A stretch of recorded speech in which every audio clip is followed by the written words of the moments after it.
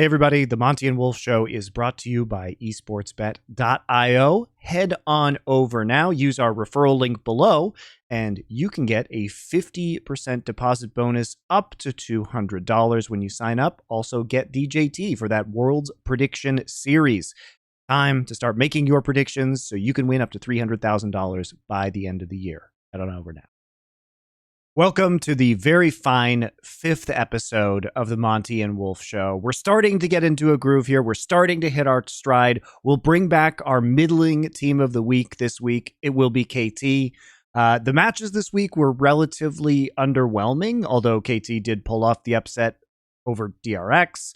DRX looked, I guess, weaker than expected, but not too many ultra high quality matches to talk about. But we also, I think, have to start with the infamous pause issue that happened, because maybe that was the most exciting thing that happened in the LCK this past week, was T1 getting publicly angry at the league, and then there are all these shenanigans and hour-long pause that you had the fortune to live through there, Wolf, on the stream.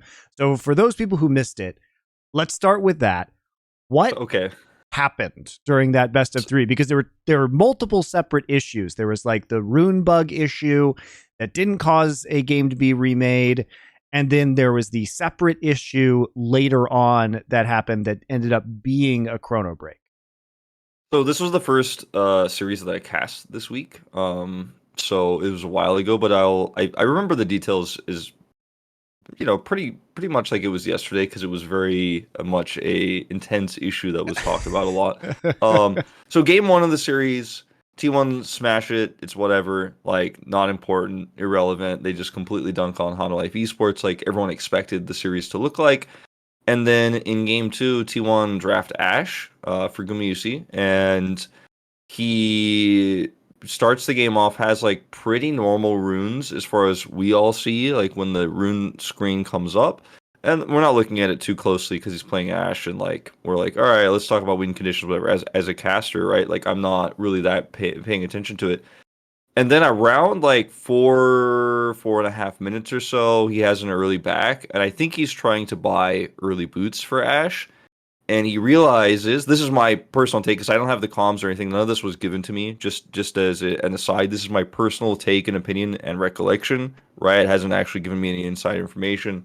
My personal opinion is when he realized that he needed to pause was when he went back to buy early boots and realized he went magical footwear instead of approach velocity or some of the other builds that Ashe would want to go for instead. And also he was playing into, it has to be said, he was playing into a pike where you might want some movement speed in order to dodge pike hooks. So not inconsequential. Yeah, no, it's significant. It's significant. So he asked for a pause, and then there was a lot of discussion, and we've had so many rune bugs after the swap bugs were an issue. Then sometimes the rune bugs were like causing, or the swap bugs were causing rune bugs. Now the swap bugs are done, but the rune bugs still persisted, I guess. So usually what we do is, you know, as far as I know, we've talked about this on the show before, the referees have to check the footage, because every player's screen is recorded nonstop ever since they sit down at their PCs. Go make sure that he had the right runes put in, and then that it was, of course, bugged, etc. The reason why he wasn't given, the official reason why he wasn't given a regame or the ability to go back and redo his runes was because he didn't identify that his runes were incorrect at the beginning of the game. Now, this is not a LCK rule per se that you need to check your runes at the beginning of the game and make sure they are correct. But right now, the refs have kind of like colloquially told every player, like, yo, there's a rune bug going around right now. Make sure as soon as you get into the game that you check your runes and make sure they're correct, so that you make it sound like a disease. Yeah, I mean, it kind of is. It's infecting their gameplay. Anyway, continue. So double check the your refs runes. are telling the players to check their runes before they like walk out of the fountain, so that we can avoid any sort of gameplay being interfered by the rune bug, because everybody hates the rune bug and it sucks and it's very annoying, and we've had a lot of pauses because of it in the LCK. But at least the best time to have a pause is as all 10 players are still in their respective fountains. No one has seen the initial jungle pathing or 5-point starts or anything. So when he realized late into the game that his runes were incorrect, unless unknown to me, he like knew it the whole time and had asked for pauses, which doesn't seem to be true. That hasn't been there's no statement by T1 or LCK to that effect. He realized when he tried to buy boots and then asked for pause, he was eventually after a long pause rejected because Riot was like, you should have asked for this earlier. The game has already happened and it would be unfair. Now, that's the first thing that happened, which That annoyed a lot of seems T1 players. Yeah, that seems reasonable to me to expect that Gumayusi. It's not like this is unknown. Everybody is aware of this. It's on you to do your due diligence. Now, obviously, like it's crappy that this is in the game, but we just have to acknowledge that League of Legends is full of bugs, and if you're aware of these bugs and you're told how to deal with them, this has happened in the past in League, like when certain abilities or champions have been bugged, and it's like if you do this thing, you will just get a loss in the game, right? Or if you play this champion, you may not do this thing or you will get a loss. Or be aware that if this bug happens, that's on you. And it's because it's made out of spaghetti code, we're never going to get away from that. So it doesn't seem too onerous, especially when teammates can remind each other at the beginning of the game. All it takes is somebody on the team being made responsible to say, everybody check your runes right now. Okay, everybody say okay. Everyone says okay, then you go, right? And there was a lot of discussion amongst angry T1 fans that it shouldn't be the player's responsibility to check their own runes. What is the ref for, et cetera, et cetera. And like, how can a ref like what if Gumayusi actually wanted to take magical footwear, which doesn't make sense to me in this matchup, of course. Sure. But like, what if he actually wanted to? How could the ref like pause the game and be like, you sure you wanted to take magical footwear? Like that seems a little odd. Everything else about your rune build seems like pretty normal, but like let me help you, T1 fans. The refs are not high level gameplay experts, or they wouldn't be refs. Just gonna put that out there for you. They're there to enforce rules, not to tell you all of the many variations of which you can play a champion. And judge you based on those and pause games because they feel like you may not be doing it correctly. That's ridiculous. So this first pause, in my opinion, is pretty like open and shut case, like very basic. There's no real issues with this. Like Riot doesn't know he has the wrong runes because that's his responsibility. Now in the rulebook, not necessarily he needs to check his runes at the beginning, and like this is not actually something that the rulebook accounts for because the bug happened in more recent times after the rules were made, which is why like if you look up the official ruling, it says basically like, okay, we've already passed the game state where regaming is not an option because the game has already so many things have already occurred in the game and integrity, et cetera, et cetera. So that's why like it's a little bit foggy in people's minds as whether this was right or not, but in my personal opinion, this one is kind of basic. Like this one is very easy to be like, okay, sorry, man, you didn't have the right runes. They were bugged, but you didn't check, so we got to move on. Unfortunately, you should have checked right away. Now, if he had like accidentally had, Comet or something, I think he would have noticed right away. But unfortunately, he just didn't check his runes. So I mean, hilariously, if he had Comet, that may not have raised flags either, because often that's a support Ashe build. Yeah. So who knows? Who knows what would have happened? Raise flags with the ref at least, right? This is why you don't, because you could argue that in the last couple of years, you may have actually seen more Ashe with Comet in the bot lane just because she's been played as a support more. So anyway, this is all to say that I agree with you. Okay, so moving on into the next game, because this is where the real Clown Fiesta happens.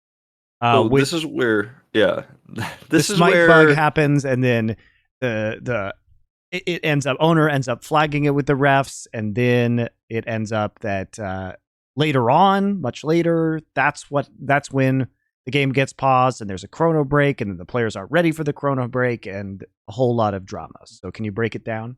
So it's a Kalista lane into a Tahm Kench lane, and they have Prio, and owner's playing Xin Zhao, and he is just destroying On Fleek. He invades his jungle early, basically gets is if I can remember, kind of like a 3-quadrant start to the jungle, takes away like half of On Fleek's jungle, and then goes deeper on the second pass to the top of the map.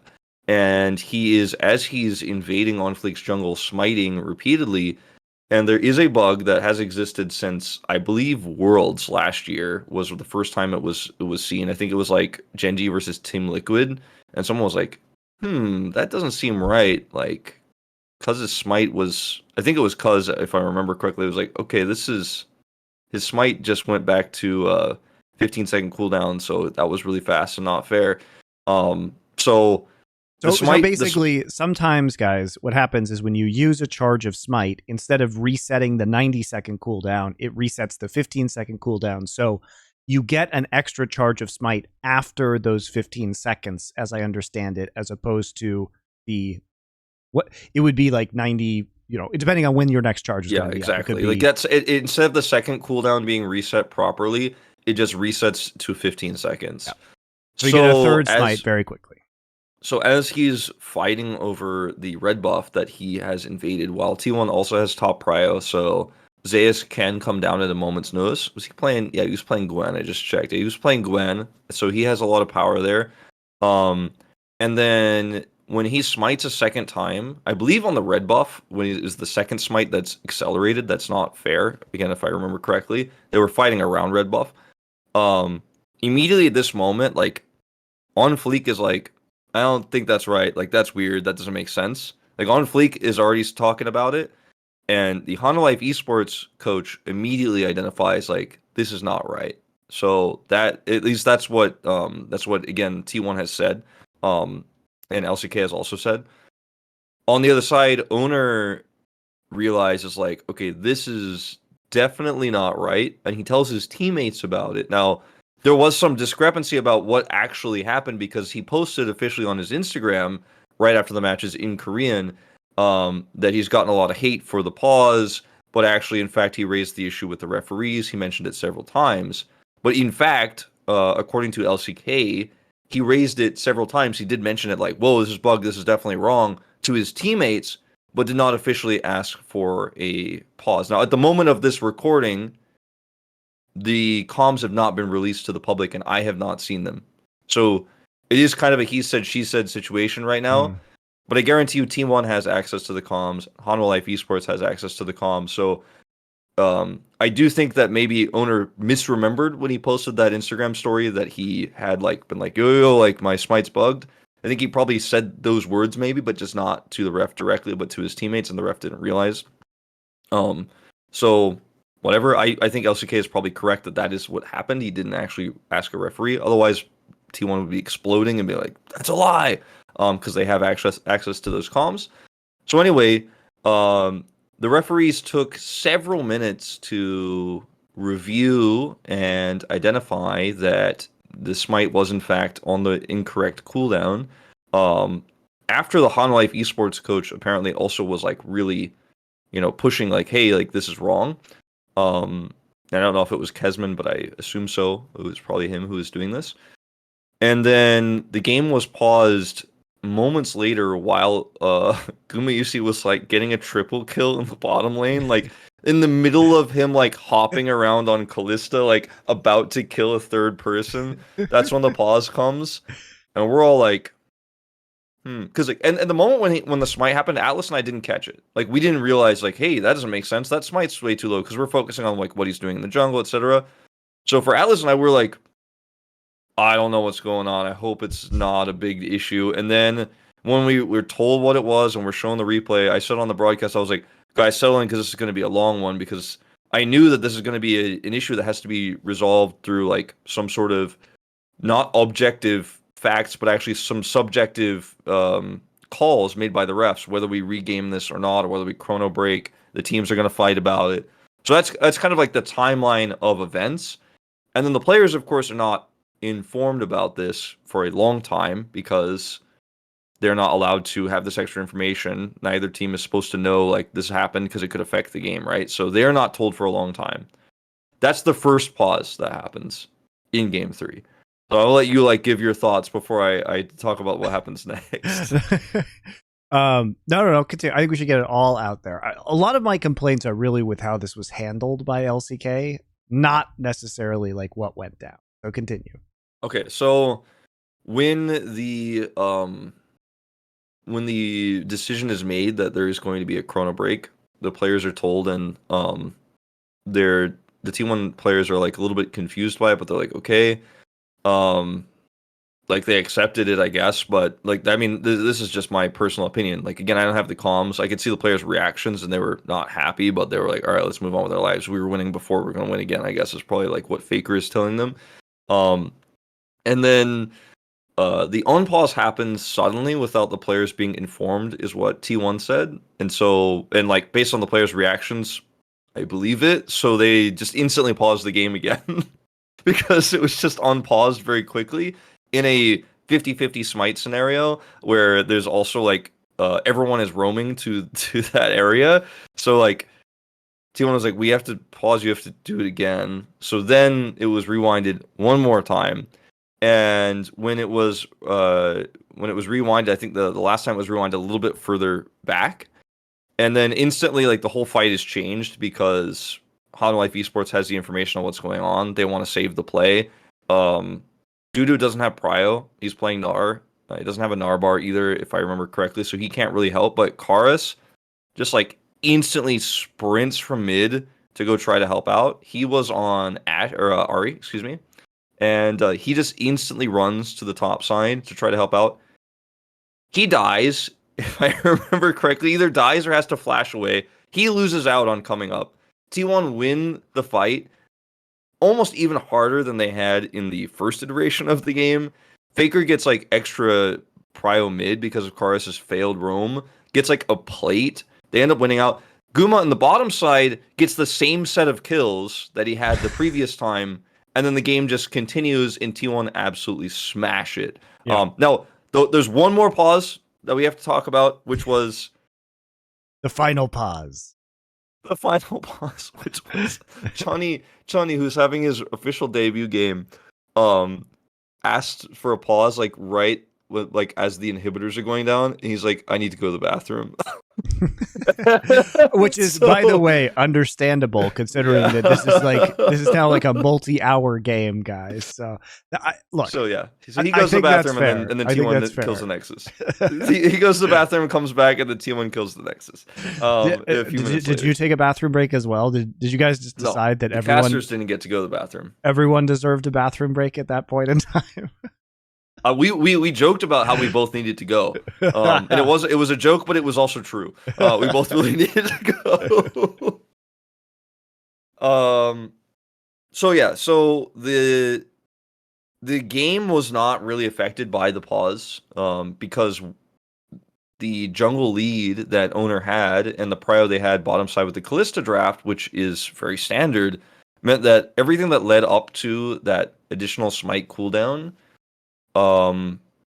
it was basically irrelevant because what happened based on that fight around the red buff was not affected significantly by the additional or the like reduced cooldown of owner's smite. So these are the types of decisions that are really tough to make for a referee. But if the referee sat down quickly and were all like super insanely knowledgeable about the game state, I think they probably would have all unanimously agreed, like, I don't think that this cooldown, which has also, like, so far in the past of the time this is being discussed, that this cooldown actually affected the game in a significant way, so much so that it needs to be regamed, while T1 have massive advantages.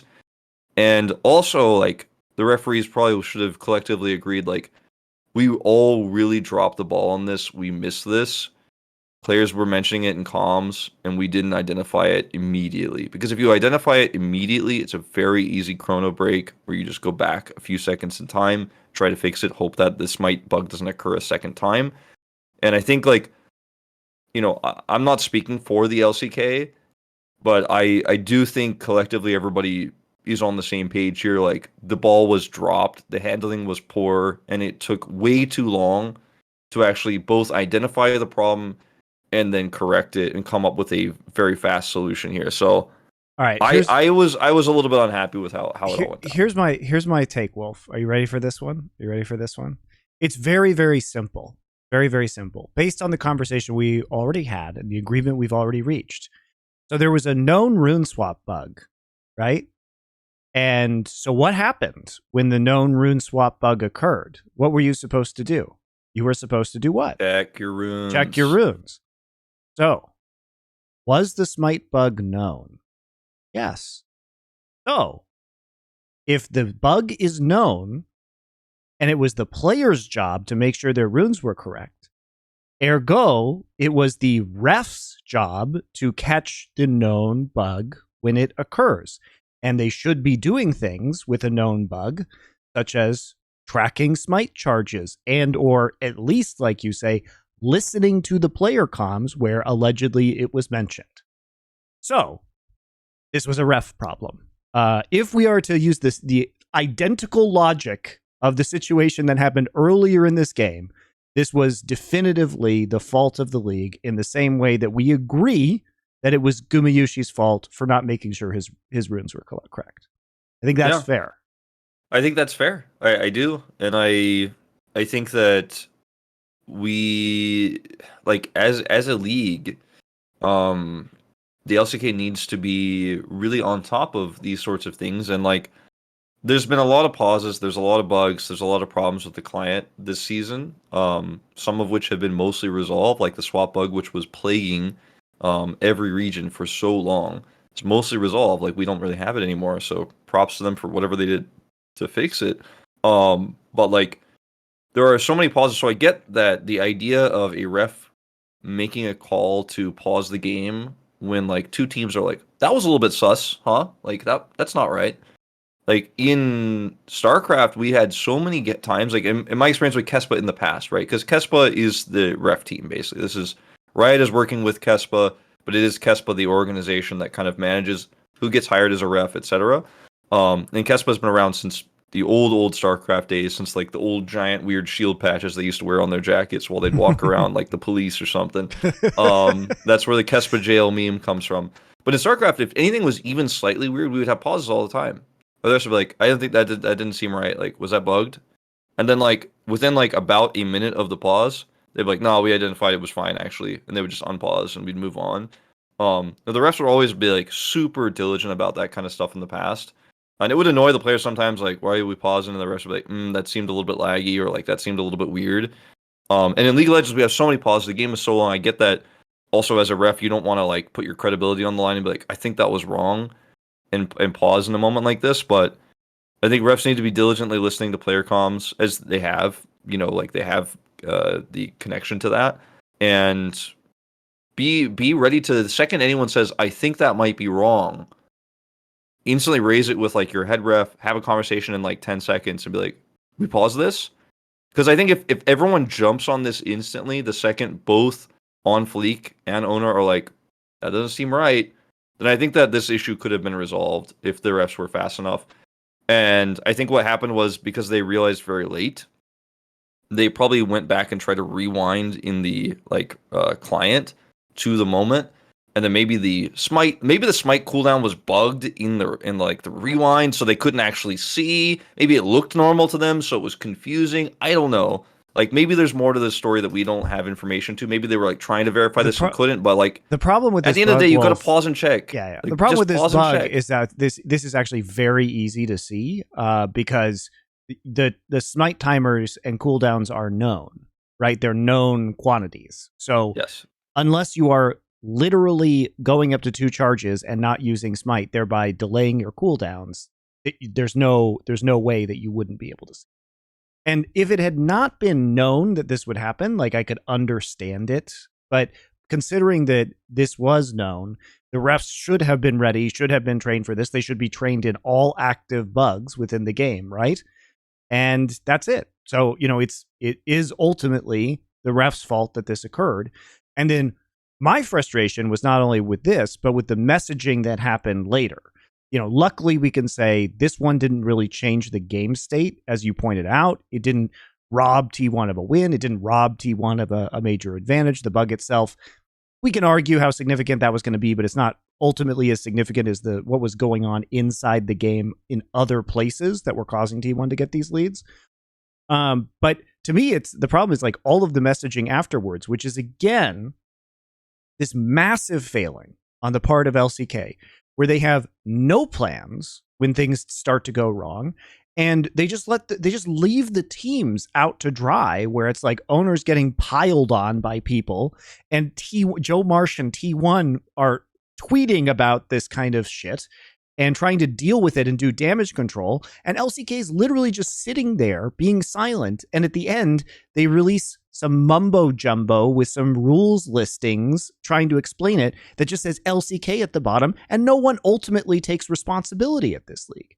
There is no face. There is no human being who is in charge of leadership of this league, who is making these decisions and owning them publicly. Instead, what they do is they cower behind this blank facade of the LCK. They respond late and they let the players get shit on. Do your job, LCK commissioner, mystery ghost commissioner. Do your job. Your job is to tank aggro. That is your purpose, okay? It's not to just sit there and do absolutely nothing while the players get piled on for mistakes your staff made. I do think there needs to be, I do think there needs to be, because basically what Monte is saying is if you make a statement like that, no one is responsible. And the social media person who writes it and posts it is certainly not the one that like we should be like, aha, it was on this person who wrote the message or translated the message. But if it's not signed by anyone, then it is impossible to identify like overall who made these overarching decisions. Was it the head referee? Was it a commissioner? Was it a producer? Like, was it, like, we don't know. Was it someone from Riot Korea outside of esports? Like, who knows? Who was like, trying to make these decisions? So I personally would like as well a little bit more accountability for these types of things, especially in the referee department, because it is competitive integrity we're talking about here. And this issue luckily was pretty insignificant. But if this happened in like game 4 of a finals or something like that, and the game state was not massively T1 favored before and after the pause, the whole finals could be tainted. The whole semifinals could be tainted, right? Like, yeah, it's the future stuff, but it's also the stuff that's already happened. Remember when, again, Joe Marsh had to go out and make public statements about T1 having COVID during the grand finals, because apparently it was absolutely fucking impossible, for reasons I can't understand, for the LCK leadership to step up and just say, here are the precautions we took during the finals. This is why, they were playing in the stadium. They came back negative, whatever it was, right? There's absolutely no transparency. And when you do get even a vague inkling of transparency, it comes with nobody's signature, nobody's face, no human being's words, and it comes after the damage has already been done to the teams, okay? This is the problem. Here's the problem. You have leadership at the LCK who works directly for Riot. That means they have a conflict of interest because they're not representing the teams. In most sports leagues, the teams select the commissioner who then represents their collective interests. Instead, you have somebody who's happy to let the teams and the players and everyone else take all of the blame, to take the fall, to take the PR hit, because they work for Riot. It's a problem. It's a big fucking problem. And unfortunately, like in years past, there was some, I don't want to call it like player unions, but there were some avenues to protect the players that Kespa had power over in like the Brood War days and in the Kespa days of StarCraft 2.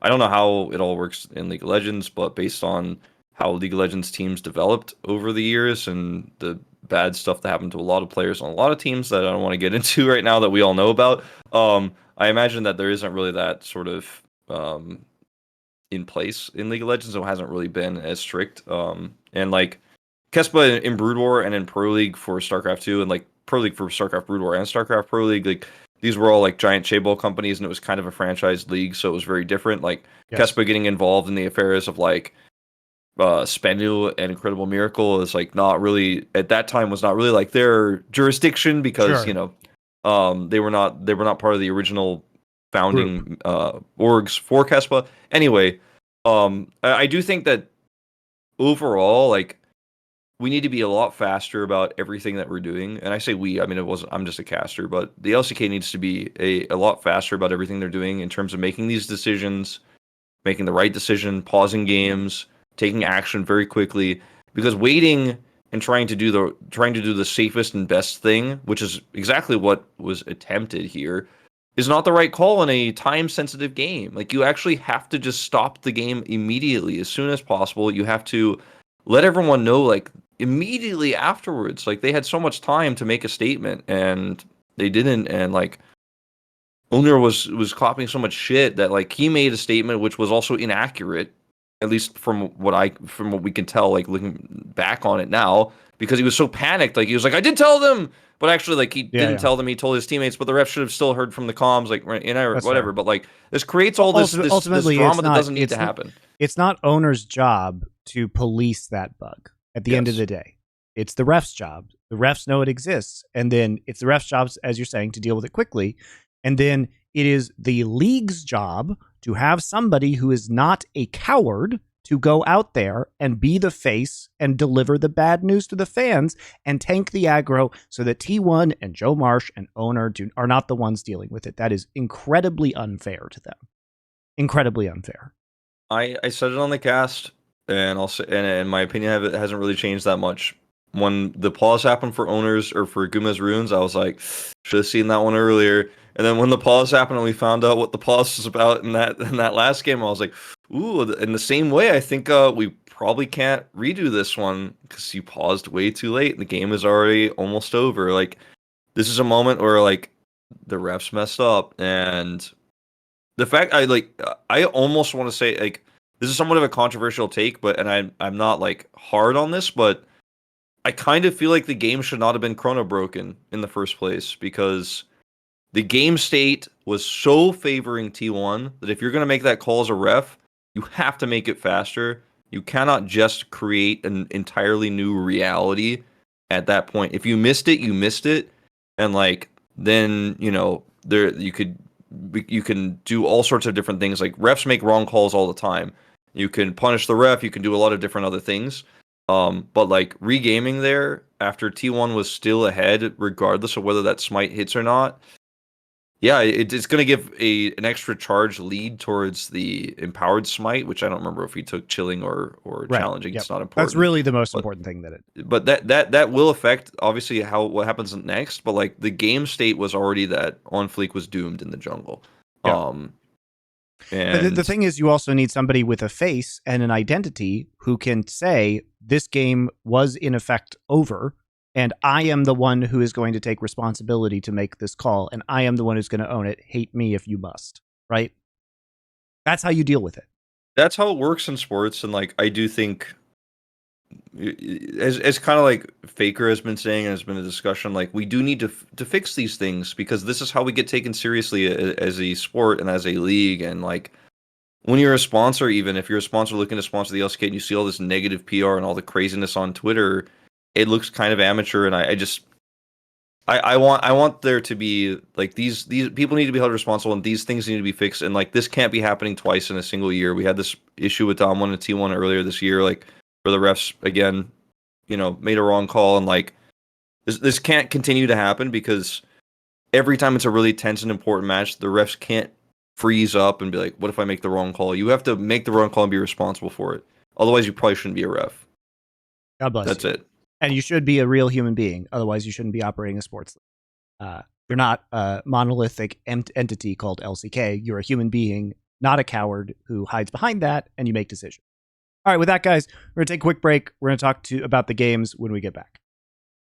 Quick break before we start talking about the games from this past week. As you're about to hear, Wolf and I are a little bit higher on KT right now and pretty darn low on Nongshim, making these odds particularly juicy for KT at almost 1.5. We're going to go ahead and make our prediction 2000 DJT onto KT for that matchup later this week.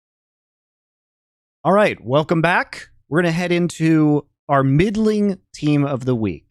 Some of you may be wanting to hear about some DRX, or not DRX, DAMWON KIA, now that they've done better. But we are going to talk about DRX first, because KT will be our middling team of the week. Some of you complain that we don't talk enough about the garbage teams. I don't know what's wrong with you personally. I like talking about good games. KT, however, not necessarily a garbage team. Sometimes an occasional garbage team who did go 2-0 this week, 2-1 over DRX and 2-0 over the Kwangdong Freecs. So KT been a little bit sus so far this season. They've ended 5-5. They're one game off of the first round robin. They're currently in the last place position for the playoffs. So potentially a playoff team. You would think, watching this roster, that they probably are a playoff team. But they've got some interesting advantages and some, I would say, pretty devastating flaws at the same time, like many of the mid-table teams that we have in the LCK. So were you made hopeful by this 2-1 win over DRX, whom was certainly the favorite in this matchup? I was feeling very hopeful, and I was feeling pretty good about it because I thought KT's drafting was really good. I thought that they played a little bit less reliant on aiming, but still around him, if that makes sense. And Vikla is such an interesting player. Like, we've gone back and forth on whether I have no idea if this guy is good or not. I'll be honest with you. we just don't like if someone is like, no, I know exactly Vikla's power level right now. I'm like, bullshit, you know what he does, because he has been so inconsistent. But like, there's one thing to be inconsistent. Like, okay, he was pretty good last season, but this season he's much better. Or like, or he was pretty good last season, but this season he's worse, or something like that. Or like, oh, last week he was pretty solid, but this week like not so much. But this guy is like, okay, he was terrible in the laning phase, but his late game, he made all the right calls, and he was a super clutch player. Like, I guess it doesn't matter. But then it also has been the opposite for Vikla, where it's like, damn, he smashed lane, but then, like, what is he doing? What was that teleport? Like, where is he ulting in this fight? Is his ear? Like, what is he actually thinking?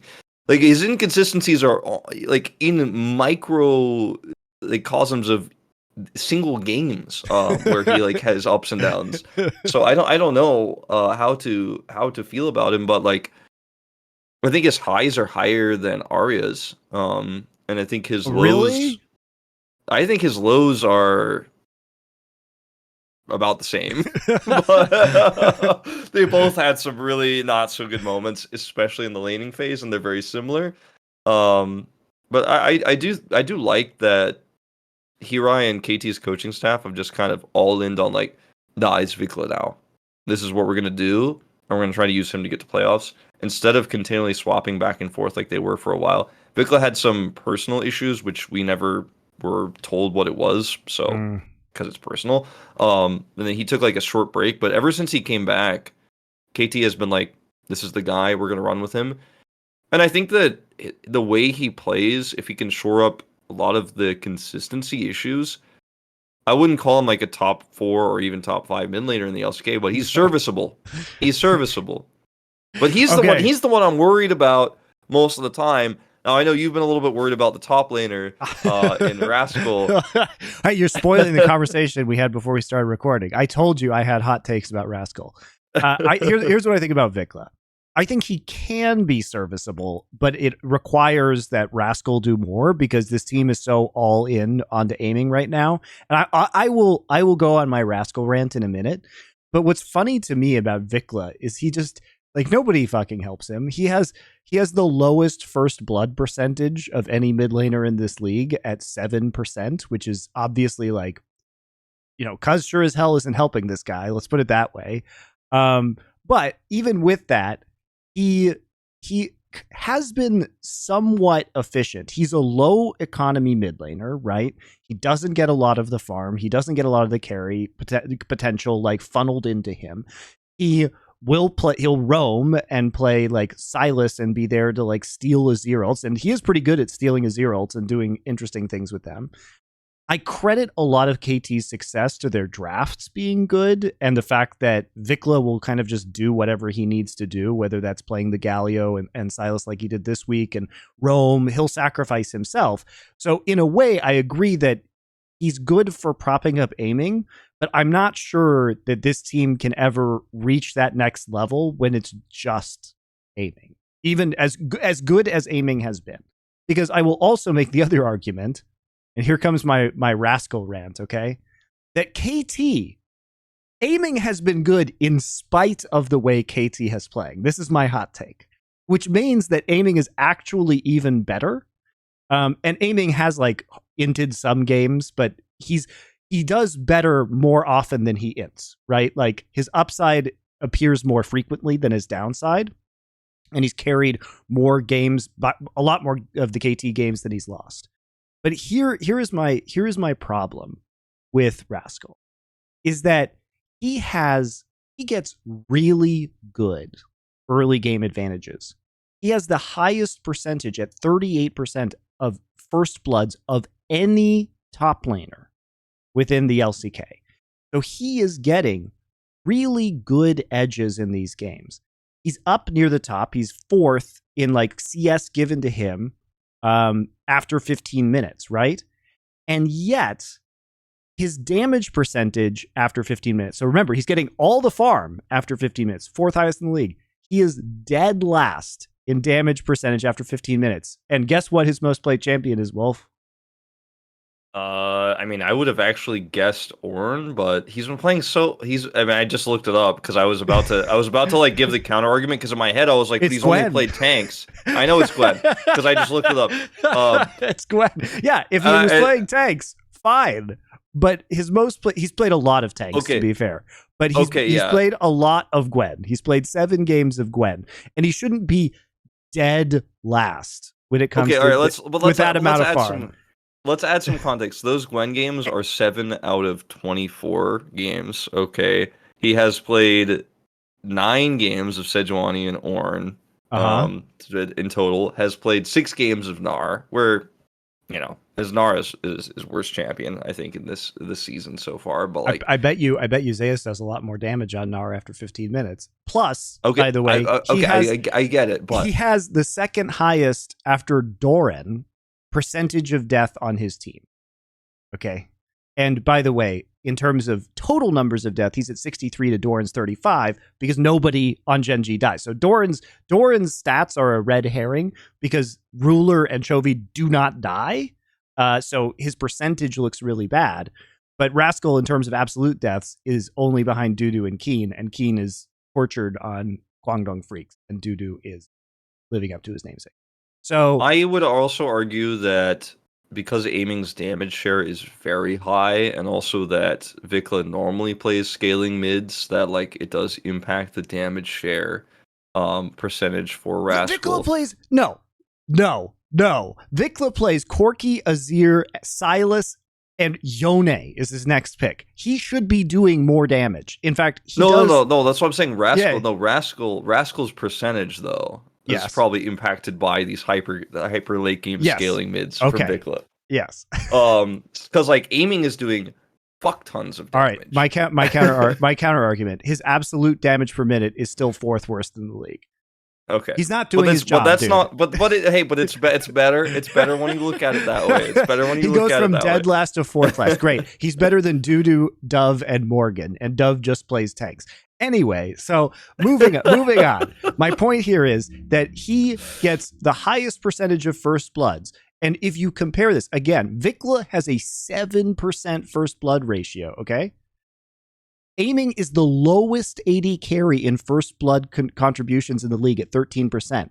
So, pop quiz, where do you think Cuz goes? Where do you think he goes?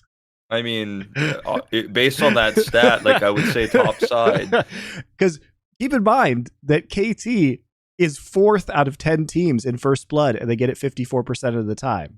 So I'll tell you where it's happening. It's not happening in mid, and it's not happening in bot lane. Yeah, and I know. So Rascal's getting these advantages. It is illegal for him to get this many advantages and to be this fucking useless in the late game. He has okay, so he has also gotten a lot of first bloods and then tried to snowball the lane and then died and then thrown his advantage away several times. Yep. Like in the eye test, we've seen that. Especially on Sejuani, which is like one of his better champions this season. But I always remember being like, ooh, okay, that wasn't it. And as he like ults forward or like misses his ult while trying to set up for the permafrost and then just dies, and we're like, all right, like because this guy was the solo kill king, like he set records last season. And Now, this is a meta where you're playing a lot of tanks into tanks, so it's a little bit less interesting of a meta for him. But I think that affects how he pushes his leads because he's just not able to really figure out the best way to take a small advantage in the top lane in a tank versus tank or in team fights and turn it into like a carry performance. So he hasn't picked up a lot of players of the games, the MVP awards or anything like that this season. Like it hasn't really been about him. But I think that getting him that first kill and at least making top lane stable has worked for KT. Like, okay, well, he's not going to lose now. Okay, probably. My point is, but Wolf, now is aiming can pop off and all the resources are there. KT is relatively one-dimensional by doing this playstyle, right? Because they're becoming more and more known, and I'm just wondering what happens if, in fact, KT focuses more on aiming in terms of their early game support, because in the 2 games they won versus DRX, aiming didn't even die on the Aphelios and then on the Zeri. He has been extremely good this season. And so I would rather see KT, if Rascal is going to not be able to snowball the advantages they give them, I am merely wondering what happens if they give aiming those resources instead. Or indeed Vikla. God knows Vikla's not getting helped out. Which may be contributing to why he looks bad. And maybe they have to do this because Rascal will just absolutely run it if they don't. But in which case, both of their solo lanes are kind of crap, and we should be celebrating aiming's ability to carry. It's definitely a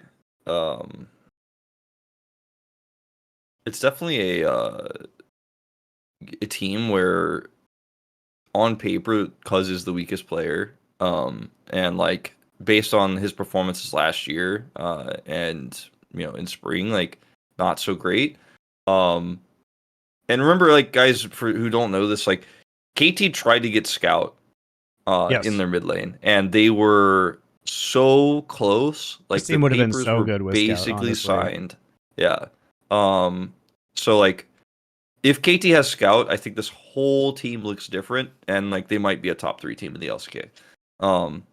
But didn't happen. Didn't work out in the end. EDG kept him, and that's the end of the story. But like, Cuz has, I think, looked better than before in this meta because it is so basic.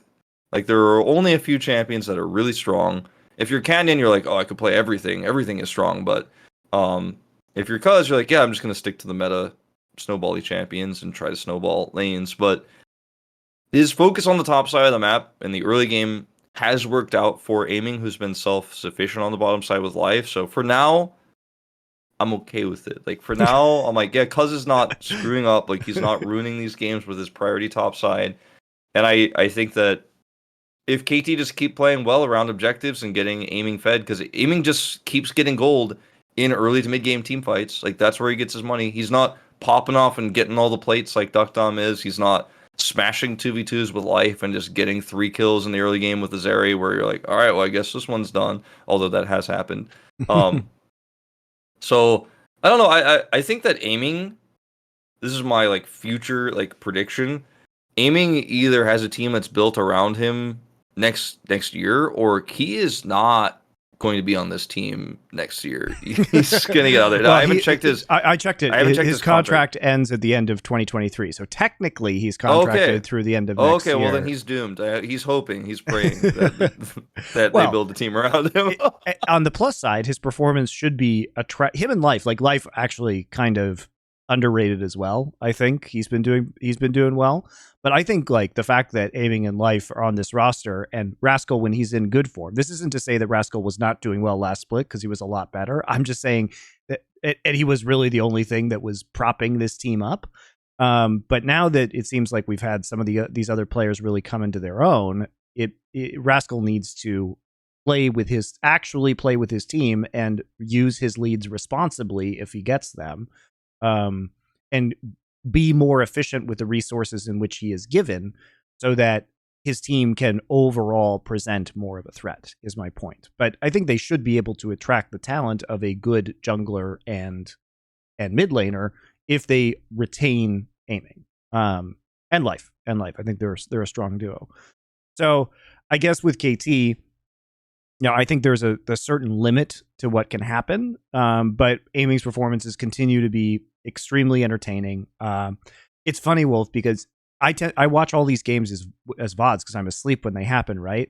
So I get like your opinions in condensed format. So normally like people listen to your opinions like stretched over a few days, but I'll like slam like 4 of these best of 3s back to back to back. And I'll skip all of the filler, right? I don't watch the desk. I don't watch the pre-show. I like go through pick and ban super fast just to see what they've done. And then I listen to the games and jump around. And listening to you just mauled constantly about Zeri getting kills in the early game, because it's like every fucking game that I watched this week. So it's just like basically like every 20 minutes I get to hear you get angry again. So I was laughing because the KT Kwangdong game where Fate just like at 30% HP tries to engage this dragon fight and then just instantly dies on Lysandra, and then Aiming just cleans up the entire fight and you're just like screaming during it, was very amusing to me.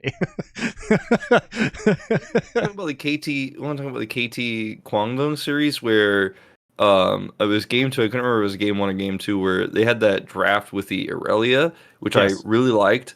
And got the edge on the dive. And Keen is like fucking playing so mechanically well on the top side with the his double stun. kill. I forget what it's called, the twin blade thing. Yeah. He gets that snipe, gets the kill. He is popping off. They got their win conditions set up. And then what do? We just fucking like like the volcano that is like Mount Doom and like the where you're trying to drop the ring into Mordor. Like KT just like walked up to, or not KT rather, Kwangdong just walked up together, like looked at each other, high-fived, and then jumped into the pit of Mordor. Like they were like they just left the ring on the edge. Yeah. Or like I don't know, like maybe like everyone else was like they had the ring of their win condition, the ring of power, like this composition that has like a really strong tempo, and like maybe they can close the game out. And I'm just there like, no, don't throw it in. I'm like, no, and they were like, yes. It was like the opposite of what happens with Frodo. Like they were like, yes, and just threw their win conditions into the volcano.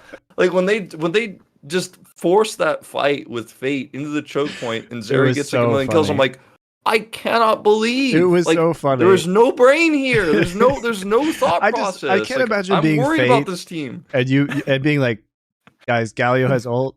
Guys, I'm 30% HP, please. And they're like, go in, Fate. And he just like ease in and then explodes. And then he ults somebody else, and I don't even know like if he misclicked that. No, he ulted Cuz who was playing Trundle. It was terrible. It was so funny. But just hearing you scream about how Aiming now has 1 million kills and then that game just snowballed out of control was very funny. I feel bad for Keen being on this team. Like he had to deal with Hoyt, and then Hoyt somehow beats T1, but he gets benched anyway because he's terrible, and then they just continue being terrible. Elm and Fate are just terrible. Like everybody's just terrible. I just think I truly believe there's no shot calling voice on Kwangdong, because I think they have individual talent. It's not in LM, but they have individual talent, and I think Moham is also very talented. I think he's like obviously a bit unrefined at the moment. And he's still playing. He's still in the challenger's mindset of like, I have to prove myself on every play instead of making the right calls. Because in challengers, winning challengers is literally worthless. Doesn't mean anything. It's not going to get you on a team. You actually literally have to make pop-off performances like every challengers game is a solo queue game to get noticed, to then get called up or get onto a team. I think Moham is still trapped in that mindset of like, I have to prove myself. I'm like, no. You're already here. You're on the roster. Like you did it. Now you need to win. But anyway, like. I think Kwangdong really have a lack of a shot calling voice. You can just see it in the calls they make in their games, where they have brilliant compositions that are very hard to execute, but you're like, all right, look, it's Teddy. Like, they can pull this off. Like, Teddy, he's the veteran. Like, he should be shot calling this. And then you watch the team fights from their perspective, and it's very quiet, and like, it just feels like everyone's kind of moving on feel. And you can't play like that in the LCK, where you have it's an extremely competitive league with extremely competitive shot calling, and decisions are made quickly. And you don't have time to happy feet, as we call it in the LCK, around objectives and be like, nah, we'll fight the next Drake and just give up complete control, which is Kwangdong's MO recently. They Well, have been the most disappointing team for me this whole year, like by a large margin. the funny The thing most is, disappointing. in this series against KT, remember that these two teams played each other last week, and Kwangdong won that series. So the round robins don't go in the same order, guys. So they actually, it's a little bit weird that they would play each other back to back in these weeks. But I thought KT would have a huge advantage going into that series, and it turned out they didn't. But overall, there was, this one at least looked better from the KT side. I guess game one might have been a little bit shaky for a bit. You did get, I do like the Kwangdong's composition though in game number one.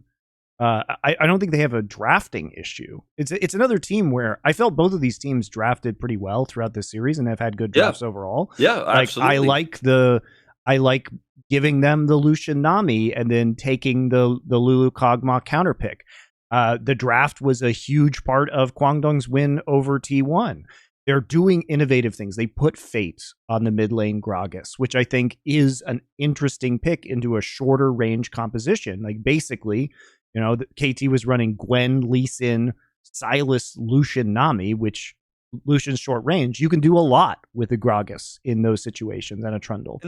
And they just funneled into choke points over and over and over again that game and got owned by Silas Cannon Barrage. And like that game was so frustrating for me. It was probably one of those games where you heard me mauled like in condensed form because I watched the comp that they built and I watched the game go later and later and I watched the composition's win conditions start to like hit their marks. And then they just couldn't win any fights. They were not decisive. They were slow. And I literally said on the broadcast how I felt. I think I was casting with Valdez. I was like, I can't predict this team to win because he said something like, all right, those win conditions are coming online. The late game is better. I was like, I can't predict this team to win this game right now because they are not coordinated in any of these fights. Are not making any decisive moves, and they will just lose. Like this team has to be faster about what they're doing. I think the problem is that the players don't understand how to use the comps that are given to them sometimes because the builds were kind of troll in this game. Yeah, the Gangplank build was the Hullbreaker on the GP was not. You just need to group and fight and outrange your opponents with barrels and Kog'Maw, right? Like you're not going to be split. You should not be split pushing, right? And then the other issue was like, why does this? It was a no mythic Kog'Maw build with a Randuin's Omen. There is so much peel on this composition from Kwangdong that there should never be a need to use a Randuin's Omen and a Guardian Angel at the same time.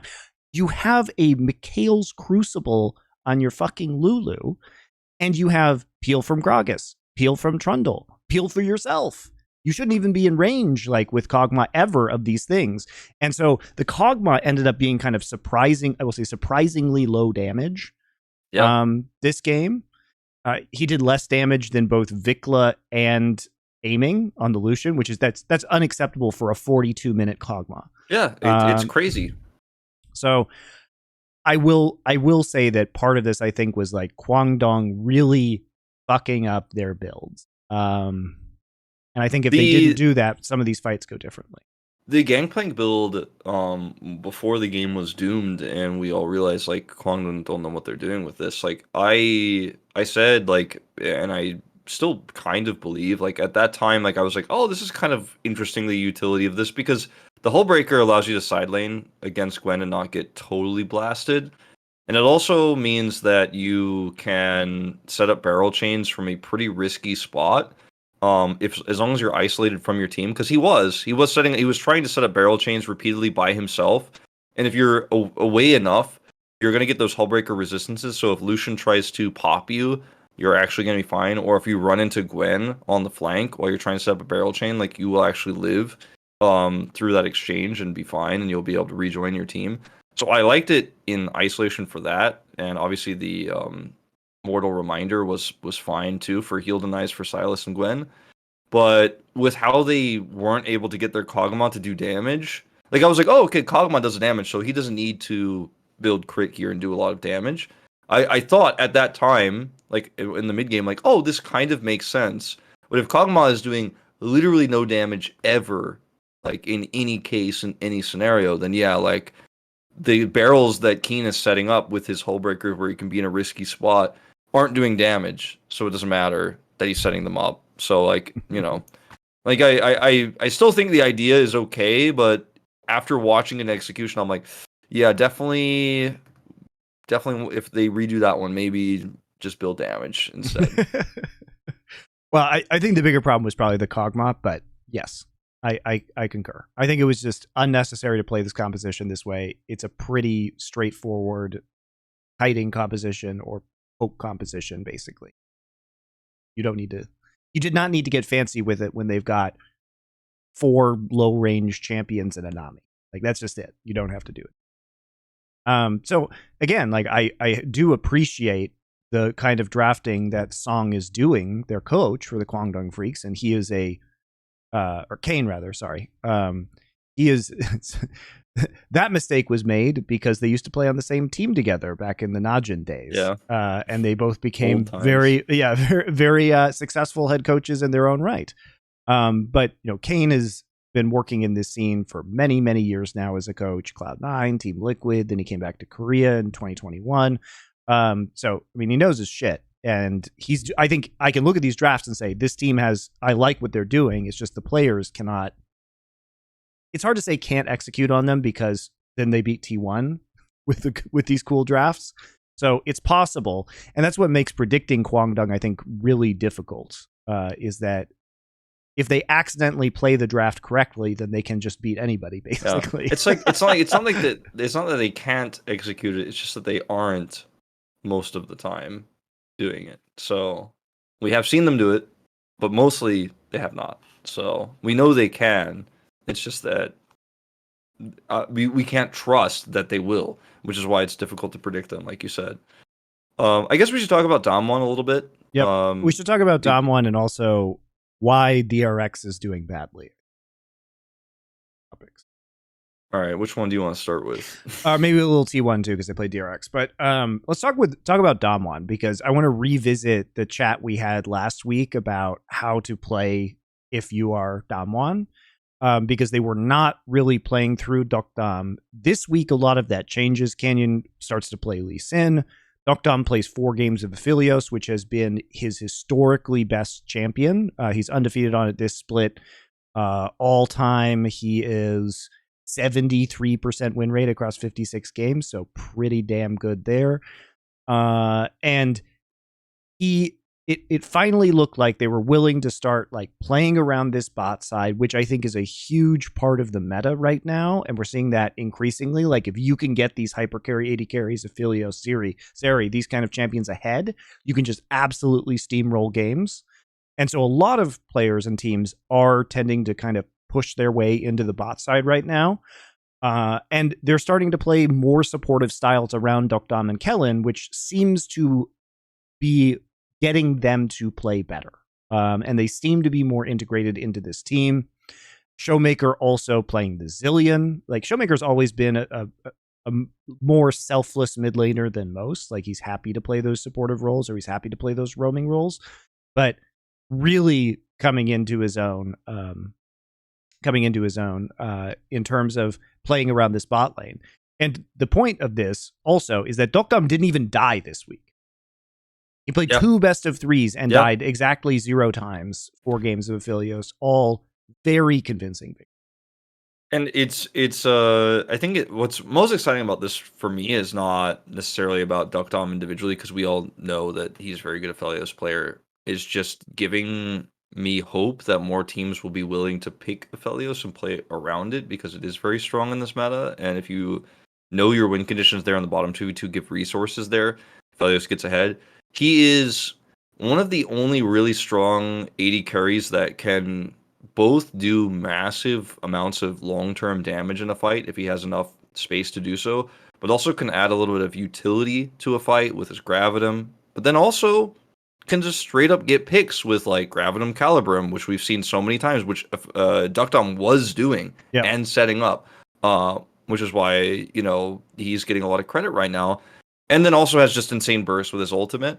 It's very different than all of the 80 carries we have right now, like Zeri, who is just like very one-dimensional. She live, she do the pew-pew damage, she get the triple kill, the game ends.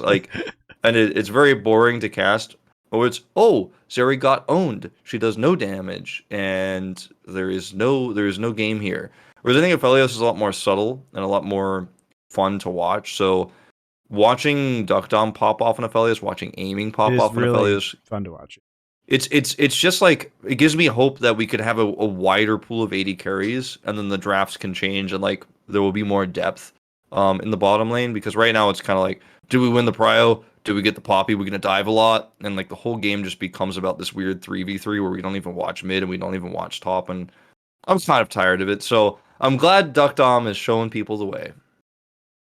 But from my perspective too, like the great advantage that you always have with Noguri is, we talked about this last week, he always creates pressure on the map. And sometimes it's stupid and he dies, but the other thing is you can trust him to play very efficiently from behind and even just make crazy outplays when he's died twice in life.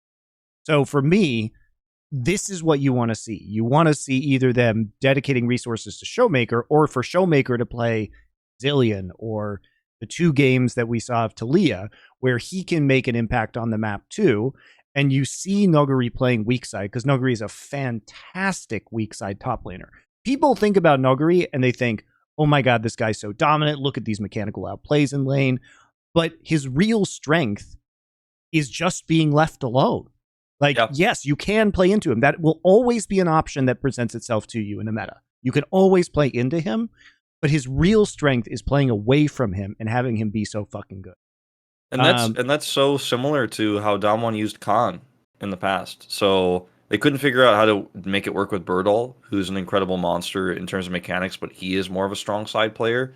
But they couldn't play weak side with him very well. Hoya, definitely more on the weak side, but isn't as strong as obviously Birdall or Nuguri. So it feels like DAMWON now, with Nuguri back and him playing weak side a lot, just got Khan back in a different form. And yeah, obviously Khan is also famous for winning lanes and showing his mechanics and stuff, but for what he was on DAMWON KIA in 2021, was mostly just a weak side facilitating player, so Yes. that the bottom and mid could do well. So I think Noguri plays strong side better than Khan does in a lot of ways, which he's just such a complete player, is my point. But if you have a player like Noguri who can do very well from behind and who draws incredible pressure by himself, playing to the opposite side, same point we talked about last week, makes a lot of sense. And I don't think it's just the fact that Deokdam is a god tier Aphelios player. I think it's the fact that DAMWON went back to the drawing board, played really meta junglers. You could argue Lee Sin is fringe meta, but Wukong, Viego, these are more meta junglers that can affect the early game. Played more supportive mid laners, focused on the bot side, and they come out with 4 crushing wins. Now, 2 of those wins were against Fred at Brion. Obviously, this isn't indicative of what they can do against good teams, but I think that this is the right way to play the game with this group of players. yeah, and I do like that DAMWON KIA is also experimenting a lot with their drafts. They're not just playing straight up meta; they're playing Talia, which they can flex. Stuff like that I think is really cool, and I don't think DAMWON is going to make it to the finals this season. I don't think they're as clean as T1. The meta is pretty set, and DAMWON is doing their own kind of really cool take on it. Like DAMWON is almost like this, like the hipster version of T1 or Gen G, where they're like, oh, we're also mechanically strong, but we don't just play the boring champions. Here's where I get worried about that. Wolf, they've announced that they're increasing TP cooldowns, which means that top lane snowballing, it might get a little bit crazy here soon. And I would rather be DAMWON than Gen G in that reality. Sure. Okay, I'll give you that, but I also really don't like the teleport change. But that's a topic we'll hit when the patch comes through. But I think that DAMWON KIA's pop-off moment, and I think I've said this to you either on this show or on another show, like the Pog State, but I think I've said this to you before. Maybe I said on broadcast, but I really truly believe that DAMWON's moment this year is going to be at Worlds, and that's when like the lack of meta slaving they've done this whole season, the development they've done, the changes they've shown that they can evolve around how they play around Deokdam, Nuguri's gelling with the team. Like, I think that the skill set and the adaptability that Danny is building for this team will really show when we suddenly have a new meta in Worlds that's evolving very quickly. And T1 and Genji, who are perfectionists in the meta, who, yeah, I mean, Lehens plays Singed sometimes, and like Ruler Korea likes to plays play wacky stuff. Twins. Yeah, like yeah, I mean, Keria plays his weird old comfort picks, but like those things are true. Like, don't get me wrong, Genji and T1 will mess around and will do some like off meta stuff. But when it comes down to like brass tacks and like we have to win this important best of 3 or best of 5, like T1 and Genji are not as adaptable as DAMWON KIA is, in my opinion. And DAMWON KIA looks strong and adaptable. So I think DAMWON KIA's moment again is going to be in Worlds. And with the points they have currently, I think there's no world in which they don't go. But like that's what I think DAMWON fans should look forward to. Now, maybe they have that upset win in semifinals or something like that, and they do go to the finals, and I'm completely wrong. But we have passed the halfway point now. So my personal opinion is like I love all these things about DAMWON. It is not going to beat T1 or Genji on this patch, on this meta, or these subsequent patches either, I don't think. But things change a lot for Worlds. That could be the real angle. Yeah, I think their flexibility, and we talked about this last week, but their ability to flex picks into different scenarios for Canyon to play, 13 different junglers now. These are really powerful traits of DAMWON KIA. But to me, they put the cart before the horse, and the cart was, we need to figure out how to play with this new bot lane and with Noguri coming back altogether. And so I'm glad they kind of went back to basics this week against some weaker opponents and said, okay, we're just going to try and drill it through so that we know how to play in this fashion, which is a meta appropriate fashion. And now that's when you can start playing jazz again and improvising.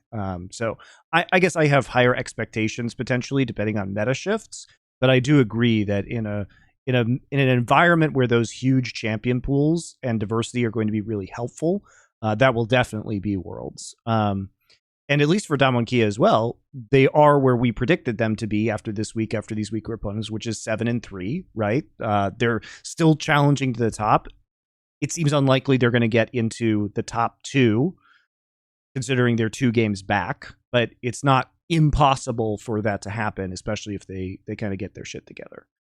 You want to talk about DRX quickly and why? I mean, I think DRX it's the same flaws we've talked about. They're very uncomfortable sometimes when they're thrown off of their preferred way of playing the game. They're predictable. They're very predictable. I think that the Kalista Azir, Kalista Corki style of drafting they were doing was insanely smart. They were one of the first teams to say, though, we're going to do this. Because a lot of teams would be like, you can't do that. Like, your win conditions in the late game are disjointed. And DRX were figuring out that actually now I get a free mid-scale because my bottom is strong and I play around that and we just have a tank top and it's fine. And DRX figured that out early on. I think part of the adaptations we've seen from other teams like Kwangdong is trying to figure out how to do this as well and failing, unfortunately. But once they were pushed out of that by Def just not being allowed to play Kalista ever again because it's just banned against him every game, DRX looked a little bit lost. And Beryl has built like his season around playing Amumu Kalista with Theft, and it's just not allowed anymore. So they're struggling to figure out how to play this meta again. And Zeka is like just an insanely mechanical player. You give him a Kali, and he against a bottom team will just pop off. But against a really strong and top team, it's like, well, yeah, it's a Kali, and you're trying to play this into a good matchup for her, but you need to be better coordinated. You need to have win conditions or besides the Akali as well. Like, you can't just win with this pick. And I think DRX got exposed, and teams just figured out finally. Because we've been talking about this since like week 2. Like, wow, DRX, they just do this where they get bottom 2v2 prio and have a scaling mid. Like, we've been talking about it for her. Now teams are like, you know what? I think they're just doing that every time. Let's stop them. And now they're struggling. I did like the draft that we saw from DRX in the game that you and I didn't get to talk about last week, where, sorry, still have like some COVID remnants, I guess, in my body, where they played against Genji, and they played that Kog'Maw comp, and it was like the Juggermaw came back, and They built a tank, and they played that game out so well. Like, they actually played the Kog'Maw Lulu correctly. Unlike Kwangdong we talked about earlier, they were winning, and the ruler made like one amazing play, and then they lost control of the game, and they ended up losing it. But that one game is like the counter example of what I'm talking about, where like, oh, okay, Deft can just play a late game scaling carry, and we can just play differently than before. I would argue that they did that in game 2 of T1 this week as well, where basically they started accruing these huge leads on Def's Aphelios, and then if T1, if Owner and Gumayusi and Keria don't make that insane clutch play where they're like behind the turret in tier 1 and bottom lane, and this is what I mean about T1, like they know the precise time the game is slipping away from them, and they will do something really unexpected in order to create like they do that vision trap with the Pyke and the Lee Sin and the Draven in the bot side, and they get a critical kill that allows them to start mounting a comeback into these games. But what's so amazing about T1 is that only they can see these plays. Like, these plays are so risky, but they understand that the risk has to be taken. And then not only that, but their execution and communication around these plays is amazing. Yeah. It's amazing. Really it's unbelievable how many games T1 has been behind. And I'm watching or I'm casting, and I think, so how did they win this one? Because you just know they will. And you're like, it's almost as if you had seen the, like I tweeted this out, but it's almost as if you'd seen the spoiled result. Yeah. Of T1 versus DRX, and you saw it was a 2-0, and you're watching game 2, and you're like, how is... No, I think the result is wrong. They didn't win this game, right? Here's the thing, Wolf. That's how I watch games, right? So it's funny because I was watching this game today, and I had that exact reaction where it's like, I spoil it for myself because, it's a 2-0, because I know how much time I need to like get through the VODs then, etc. So I'm starting this game, and I also saw it was 32 minutes long, and I was sitting there, and I was like, how does T1 win this game in 32 minutes from this particular game state being this behind? And I was like, oh, okay, here it comes. Here comes the like successful trap in the bot side, allows them to get the kill to start coming back into this. But it is really, really impressive how T1 can react creatively on the fly as well as they can, figure out the tools they have, and then make them work. Yeah, it's one of those things like, I don't want to sound like a broken record on this, but it's why they're a polarizing team and why fans love or hate them, I think, so much, especially LCK fans who want to see T1 win Worlds. Yeah, and by the way, guys, all you guys were like, well, why are you so down on T1? It's because they get themselves into these situations, which are just objectively bad, guys. You should not be happy as a T1 fan that these situations occur, but we can all appreciate how wonderful and incredible and amazing it is that they get out of them, but that doesn't mean they're immune to the criticism of getting into them in the first place, right? Yeah, it's like you don't want to have it's amazing when you can clutch this hard, but you never want to have to clutch this hard all the time, all the fucking time. The moral of the story is, right, like, probably you shouldn't clutch. Like, it's almost like T1 games like this are a children's story, where it's like, oh, it's like very happy and fun, and like Gumayusi was happy to play the Draven again, turn the page, like, oh no, he was all inning in the 2v2 as usual, but then, and then like you keep turning the page, and then eventually like the heroes do win in the end, and you're like, oh well, and then they set a trap in the bush, and he got his cash in and picked up like 1,500 gold, but when he got home, his mom was like, don't ever all in like that in the 2v2 again. That's so true.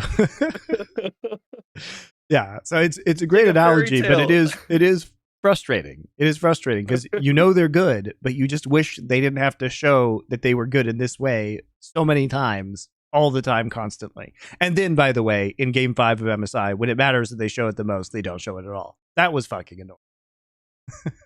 It's like the skill that they have to come back from losing scenarios is one of their most amazing strengths. I just like it to be that the losing scenarios they're in are their opponents setting up really awesome stuff, and because like their comebacks for their own transgressions are like really good. Their comebacks from their opponents like outplaying them in the early game, which is rare, but when it does happen, like T1 usually does not recover. See the Kwangdong series, see MSI in general, the Rumble stage, like, if you mess up how you're playing and then come back, that's really impressive. But need to do it when the opponents beat you. And in the LCK, they're very rarely challenged, right? So that's where some of those problems come through. Where I could see T1 drop, a game or 2 games to an LEC team at Worlds if they don't change how they play, because their recovery in those types of games just hasn't been there. And like you said, the clutch factor in that 5th game of MSI, which we keep bringing up because it's just so iconic, it just wasn't there. The drafting was not great, but the play was the real issue. Yeah, unfortunately. And also, you degenerate T1 fans, you guys should have lost to Gen G 2-0. Yeah, Faker just happened to spellbook smite steal that Baron that should have been a 2-0 for Gen G. So it's not like they're so much ahead of the rest of the region. They just happen to win some crazy ass 50-50 sometimes. Yeah, I mean, like, T1 fans are going to be happy with you today. After that, we talked about that pause debacle quite a bit, so they're going to be like really confused by you like taunting them now. I thought Monty's on our side though. I'm on the fans not shitting on owner side, and I'm equally on T1 fans existing in reality where they must acknowledge that they can't rely on Faker to revive TP spellbook smite Baron and call it a victory, a well-won victory by their team. It was a really close, it was a great series, and T1 got the win in game 3, very T1 favored. But yeah, it was very close to a 2-0, and I'm excited to see the second round robin matchup between Gen G and KT. Let's wrap it up there. Been going for a while. This is supposed to be about an hour long, in case you guys care in the future. Are there any matches you're extremely excited about this next week? Maybe Gen G Live Sandbox? That one's that's the one. I think that's the one I picked as my exciting match. I think there's also DRX DK is the same day that's as the Gen one. G Live Sandbox. It's a banger day on Friday. Friday's the day, and I'm not casting that day. I'm going to be on the desk, so I'm just going to get to chill and enjoy it. So I'm very hyped for that. Yeah, that's the good day. Don't miss Friday, guys. That's all I have to say. I'm looking for when is Gen G T1 is the week after. Yeah, it's the next week. The next week. So that will be super fun when that one happens on Saturday, July 30th. So regardless, maybe KT can actually start to push up the rankings this week, since we talked about them. They've got matches versus Nongshim and Hanwha Life. Both matches they should win, but they did lose a game to Nongshim last time they played. Who the hell knows? KT is a mystery day to day. What you're gonna? I don't think Nongshim is winning anything for the rest of the season. Wow, really? That's bold. I mean, I think they might win like one series against Frederibrian or Hanwha, but yeah, they are by far the weakest team in my opinion. And I wasn't gonna get into it, but I guess I'll just end this episode saying like I feel really bad for the players. There's something going on in that team. I hope the team splits up next year, because I don't want these players to suffer together anymore. That's my closing thoughts. Good luck, Nongshim. I hope I'm wrong. They lost to Morgan. They gave up a 2-0 to Morgan and the rest of Fretted Breon. I will say it probably feels bad to be on Nongshim right now, especially knowing that your next match is most likely just going to be getting clapped by Canyon and the rest of DAMWON KIA. Fair enough. Well, thanks guys. Hope you're enjoying the show. We'll see you next week.